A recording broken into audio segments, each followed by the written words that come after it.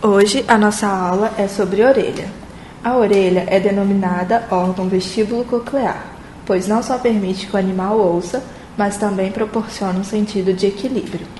A orelha é dividida em externa, média e interna. Apenas a orelha externa é perceptível no exame clínico do animal, estando as outras duas partes contidas no osso temporal. Falaremos agora sobre a parte anatômica da orelha. A orelha externa é composta por duas partes, a aurícula e o meato acústico externo. A aurícula é a parte da orelha visível fora da cabeça.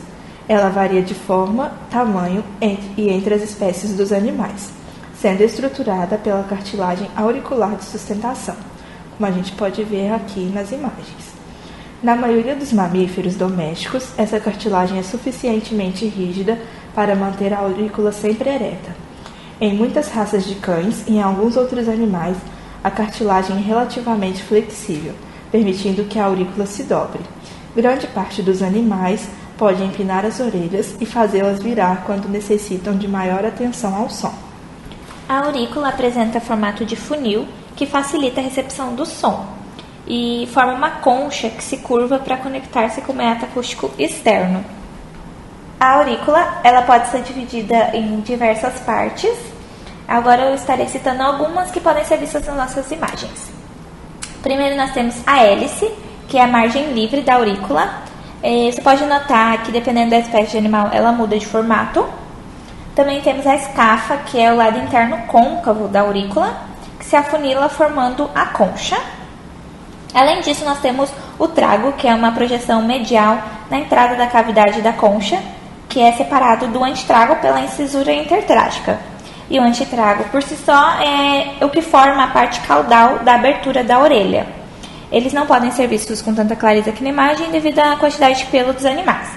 Porém, tanto o trago quanto o antetrago formam margens que ascendem na aurícula. Então, aqui nós temos a margem antitrágica e aqui nós temos a margem trágica. Nos carnívoros, a margem antitrágica forma uma bolsa cutânea, que é essa aqui que pode ser observada no cão e no felino. O meato acústico externo é o canal que comunica a base da aurícula com o tímpano. É revestido por pele com poucos pelos e muitas glândulas sebáceas e ceruminosas. A combinação das secreções dessas glândulas resulta no cerúmen, uma secreção oleosa de baixo pH que protege o meato externo da orelha da entrada de água, micro-organismos, insetos e parasitas. Uma cartilagem anular, adjacente à cartilagem auricular, forma a maior parte do meato acústico externo, e uma terceira cartilagem, a escutiforme, funciona como apoio para os músculos da orelha. Aqui, nessa imagem, nós podemos ver a parte óssea do meato e também o osso temporal. Agora falaremos sobre a orelha média. A orelha média está inserida no osso temporal, sendo basicamente um pequeno espaço cheio de ar, conhecido como cavidade timpânica. Ela é fechada no meato acústico externo pela membrana timpânica e é revestida por uma mucosa que se comunica com a nasofaringe por meio da tuba auditiva, que iguala a pressão de ambos os lados da membrana timpânica. 3 ossículos da audição atravessam a orelha média, sendo eles martelo, bigorna e estribo, responsáveis por transmitir as vibrações da membrana timpânica para a janela vestibular. Também há 2 músculos estriados dentro da orelha média, o músculo tensor do tímpano e o músculo estapédio, que amortecem as vibrações dos ossículos. Nessa imagem é possível observar a orelha de um ruminante e circulado está a membrana timpânica, na qual continuamente estariam os 3 ossículos. Agora falaremos sobre a orelha interna. Ela fica inteiramente dentro da parte petrosa do osso temporal. Consiste em um sistema fechado de minúsculos ductos e cavidades membranosas, conhecido como labirinto membranoso. 2 dilatações no centro do labirinto membranoso são conhecidas como utrículo, de onde surgem os 3 ductos semicirculares relacionados com o equilíbrio, e sáculo, de onde surge o ducto coclear, que está relacionado com a audição. A orelha interna é inervada pelo 8º par de nervo craniano, o vestíbulo coclear, que tem 2 ramos, um que inerva o aparelho vestibular e um que inerva a cóclea. Ele penetra na orelha interna pelo meato acústico interno. Assim, a orelha interna pode ser dividida em duas partes funcionais. Uma constitui o aparelho vestibular e outra, o labirinto ósseo, forma uma cóclea espiralada que lembra a concha de um caramujo. Agora que já falamos sobre anatomia, vou explicar um pouquinho sobre o caminho do som. Como já se sabe, o sistema auditivo capta as informações sonoras do ambiente. Mas como isso acontece? Primeiro, o pavilhão auricular capta as ondas sonoras que penetram no meato acústico externo e fazem vibrar o tímpano. Depois disso, as vibrações são transmitidas pela articulação sinovial entre os 3 ossículos, a bigorna, o martelo e o estribo. Os músculos ligados a esses ossículos amplificam ou diminuem as vibrações do tímpano. O estribo transmite a vibração para a janela oval. Essa vibração cria, então, ondas de pressão no líquido chamado endolinfa, que se encontra dentro da cóclea. No interior da cóclea encontram-se as células sensitivas ciliadas, que se agrupam no órgão espiral, também conhecido como órgão de corte.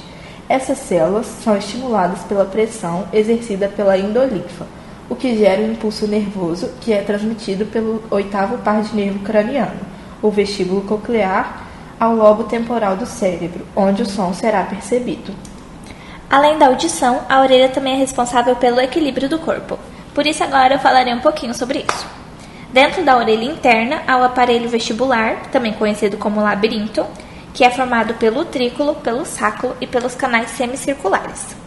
Funcionalmente, os receptores sensitivos para o equilíbrio estão organizados em estruturas localizadas em cada um dos componentes do aparelho vestibular. No utrículo e no sáculo, os órgãos sensoriais são, respectivamente, a mácula do utrículo e a mácula do sáculo. E nas ampollas de cada um dos 3 ductos semicirculares estão as cristas. O utrículo responde à aceleração centrífuga e vertical, enquanto o sáculo responde à aceleração linear. Já os receptores nos 3 ductos semicirculares respondem a movimentos em qualquer direção. Agora nós falaremos sobre 2 curiosidades que achamos interessantes sobre a orelha. A primeira delas é o sistema de linha lateral do peixe. Os ouvidos dos peixes são embutidos nos ossos do crânio, um em cada lado da cabeça, delimitado externamente pelo opérculo, que na imagem está um pouco difícil de ver, e ele é constituído por um sáculo, um utrículo e 3 canais semicirculares. Os ouvidos dos peixes captam apenas sons de alta frequência. Sons de baixa frequência são percebidos por um conjunto de sensores localizados na linha lateral. A linha lateral consiste em uma série de poros interconectados por canais, dispostos sob a pele, nas laterais do corpo. No interior desses canais existem agrupamentos de células sensoriais ciliadas, que respondem à movimentação da água. Quando a água se move dentro dos canais, elas se dobram, gerando impulsos nervosos que são enviados ao sistema nervoso central. Outra curiosidade é que a orelha externa também pode ser utilizada para marcação de animais, e existem diversas técnicas que visam facilitar a identificação desses animais, como, por exemplo, a moçagem, que é a forma mais utilizada em granjas de produção de suínos, e é feita através de cortes ou piques em diferentes partes da orelha, sendo que cada uma possui um valor estabelecido, e de acordo com a quantidade de piques será possível saber o número de identificação do animal mesmo de longe. Outra técnica de marcação são os brincos, e é uma das formas mais utilizadas em produção de ruminantes. O brinco ele possui dados para a identificação do animal, como o número de lote, e é colocado utilizando um alicate aplicador específico. Aí nesta imagem nós temos um brinco onde conseguimos visualizar o nome do animal, o número de registro, o mês de nascimento e o ano de nascimento. As tatuagens também podem ser usadas como forma de marcação. A tatuagem na orelha ela é um método permanente de fácil realização. Sua principal limitação é a dificuldade para visualizar o código, sendo necessária a contenção do animal para que a leitura seja feita com precisão. Geralmente, esse tipo de identificação é aplicado nos primeiros dias de vida do bezerro, sendo combinado depois com outro método mais fácil de visualizar, como os brincos. E, por final, temos a identificação de gatos castrados, que é feita com uma marcação das orelhas e é parte fundamental de uma iniciativa de captura, esterilização e devolução. Ela é realizada em gatos que passaram pelo método, facilitando a identificação, evitando que sejam capturados novamente. A marcação é feita em forma de corte reto na orelha esquerda e é uma sinalização internacionalmente usada. Assim, nós concluímos que a orelha é um órgão complexo e de extrema importância pelas suas funções básicas, mas essenciais para os animais. Obrigado por ter assistido a videoaula e bons estudos!